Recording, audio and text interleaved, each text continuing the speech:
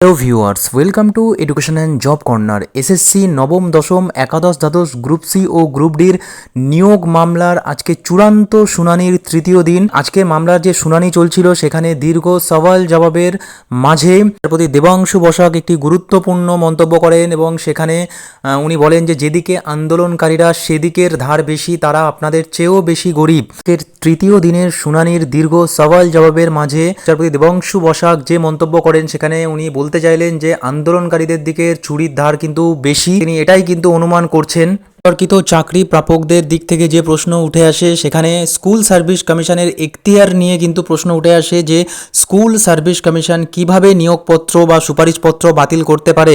কাউকে নিয়োগ দিয়ে তারপরে সুপারিশপত্র কিভাবে স্কুল সার্ভিস কমিশন বাতিল করতে পারে, এমনটাই কিন্তু মন্তব্য উঠে আসছে বিতর্কিত চাকরি প্রাপকদের আইনজীবীদের তরফ থেকে। বক্তব্য যে নিয়োগপত্র পাওয়ার পরে তা প্রত্যাহার করার এখতিয়ার নেই কমিশনের। এইসব সওয়াল জবাবের মাঝেই কিন্তু বিচারপতি দেবাংশু বসাক যে মন্তব্যটি করছেন সেখানে কিন্তু উনি বলতে চাইছেন যে রাস্তায় যারা আন্দোলন করছেন তারা বেশি গরিব, তাদের কিন্তু চাকরিটা বেশি প্রয়োজন, এমনটাই কিন্তু তথ্য উঠে আসছে হাইকোর্ট থেকে। সেখানেই বিতর্কিত চাকরি প্রাপকদের আইনজীবীর তরফ থেকে যে মন্তব্য উঠে আসে যে নিয়োগপত্র পাওয়ার পরেই অস্তিত্ব হারায় সুপারিশপত্র।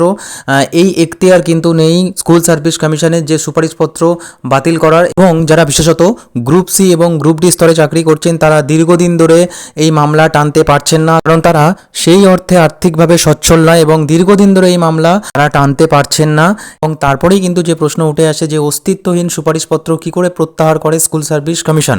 আজকে কিন্তু দুই তরফের সওয়াল জবাব বেশিরভাগটাই কমপ্লিট হয়ে গেছে এবং আগামীকাল এই সওয়াল জবাবের পর্যায়টা কিন্তু খুব বেশি নেই এবং আগামীকালের মধ্যে আশা করা যায় এই সওয়াল জবাবের পর্বটা কিন্তু অনেকটাই কমপ্লিট হয়ে আসতে পারে। তো ভিউয়ার্স, একটা বিষয় পরিষ্কার বলা যেতে পারে, এই যে চূড়ান্ত শুনানি পর্ব শুরু হয়েছে আজকে তার তৃতীয় দিন এবং তৃতীয় দিনে এসে যে বিষয়টি জানা গেল, সুতরাং সেখান থেকে একটা বিষয় পরিষ্কার আসা যেতে পারে যে খুব শীঘ্রই কিন্তু এই মামলার চূড়ান্ত রায় বা চূড়ান্ত নির্দেশ আসতে পারে। আগামীকাল দেখার পালা যে চতুর্থ দিনে বিচারপতি কী নির্দেশ দেন। ধন্যবাদ।